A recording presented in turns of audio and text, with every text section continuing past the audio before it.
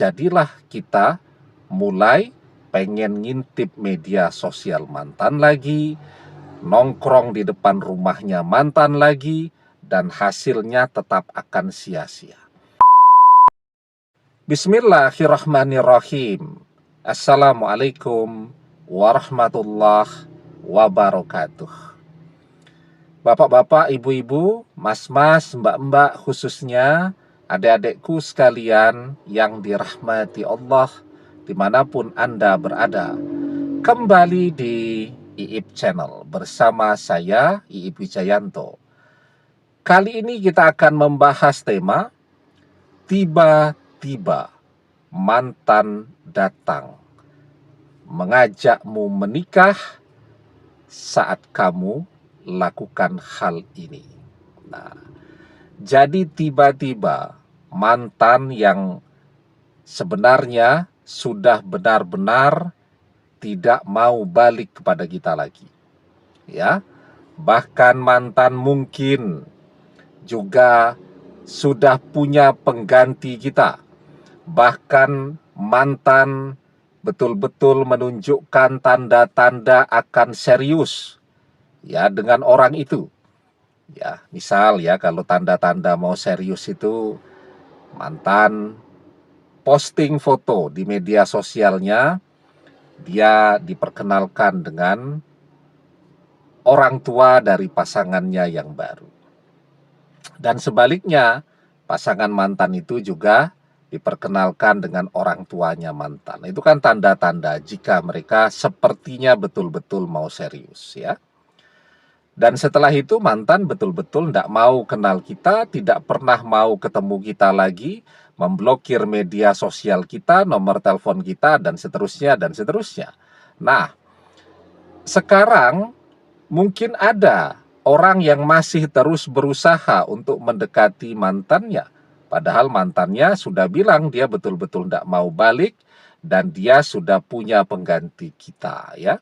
Nah, apa yang kemudian dia dapatkan? Ya ditolak terus dong. Nah, jadi sekarang apa nih yang masih bisa kita lakukan jika kita mencintai mantan dan kita berharap agar mantan itu menjadi jodoh kita? Biarlah dia sekarang menunjukkan tanda-tanda mau serius dengan pasangan barunya, kita pasrah saja. Yang penting dia tetap menikah dengan kita, kan begitu. Jadi yang pertama nih ya, kalau kita sudah merasakan ditolak berkali-kali dengan mantan atau oleh mantan, dan memang mantan sudah punya pasangan sekarang, yang paling penting kita lakukan sekarang stop, berhenti ngejar-ngejar mantan, sia-sia. Dan ketika mantan memang sedang jatuh cinta dengan orang lain, kita memaksa ngejar-ngejar dia, itu akan membuat mantan semakin membenci kita. Membuat mantan menjadi merasa terganggu dengan kehadiran kita.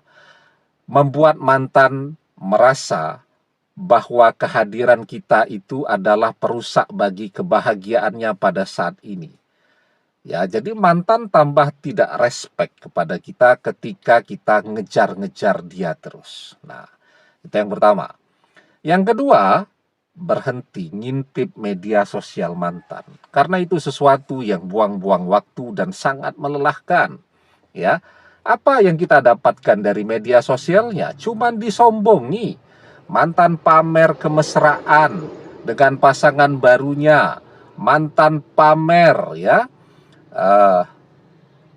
kedekatan kemesraannya dengan keluarga pasangan barunya, dan itu membuat kita jadi sangat menderita. Suasana hati kita bisa jadi kacau balau tuh ya, gara-gara ngintip media sosial mantan. Kuota internet habis, waktu terbuang sia-sia, kita mengerjakan hal-hal yang lain, jadi tidak bisa fokus karena suasana hati kita kacau balau.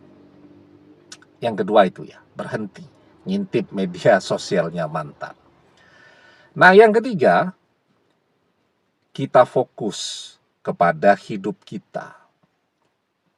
kita tata kembali hidup kita yang mungkin berantakan karena berpisah dengan mantan. Menata hidup. Kalau yang kuliah, menata kuliahnya kembali agar bisa wisuda secepatnya, kerja dan mandiri. Kalau yang sudah bekerja, menata pekerjaannya kembali. Ya, kalau yang menganggur, segera mencari pekerjaan dan seterusnya. Nah, kita fokus nih kepada kehidupan kita. Karena kita harus sibuk. Kalau kita nganggur, ngelamun terus, jadilah kita mulai pengen ngintip media sosial mantan lagi, nongkrong di depan rumahnya mantan lagi, dan hasilnya tetap akan sia-sia. Nah, kalau kita sudah sibuk nih, sekarang kita yang keempat nih, niatkan apapun yang kita lakukan itu karena Allah, kita perbaiki hidup kita perbaiki ibadah kita, dan kita mendekat sedekat-dekatnya kepada Allah. Karena disinilah solusinya. Ketika orang mendekat kepada Allah, maka apa yang baginya sudah tidak mungkin akan menjadi mungkin. Wa may yattaqillah, dan barang siapa yang bertakwa kepada Allah, yaj'al lahu makhraja, niscaya Allah akan memberikannya jalan keluar.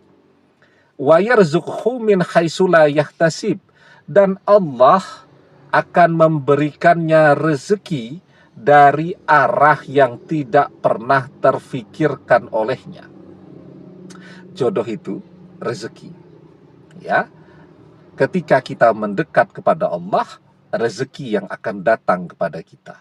Artinya, sama juga jodoh akan datang sendiri tanpa pernah terbayangkan oleh kita, dan cara dia kembali itu adalah sesuatu yang tidak pernah terbayangkan atau terfikirkan oleh kita selama ini. Ya. Dan ketika kita pasrah tadi, ya, sekarang mantan menunjukkan tanda-tanda mau serius, kita pasrah kepada Allah. Ya, tetapi kita tidak pernah berhenti berdoa agar dia jadi jodoh kita. Maka wa may yatawakkal 'alallahi fahuwa hasbuh. Dan barang siapa yang bertawakal, yang pasrah, yang berserah diri kepada Allah, niscaya Allah akan mencukupkan seluruh kebutuhannya. Ya. Apa yang jadi doa kita itu? Ya, mantan berjodoh dengan kita, itu kan kebutuhan kita. Dan ketika kita bertakwa dan pasrah kepada Allah, niscaya Allah mengabulkan doa-doa kita. Mantan yang bilang sudah benar-benar gak mau balik kepada kita lagi, tiba-tiba dia datang untuk ngajak menikah. Jadi bukan sekedar balik pacaran lagi yang ujung-ujungnya berdosa, tapi dia akan datang dan ngajak untuk menikah bersama kita. Amin. Demikian, semoga bermanfaat. Wallahu a'lam bissawab, billahi taufik wal hidayah. Assalamualaikum warahmatullahi wabarakatuh.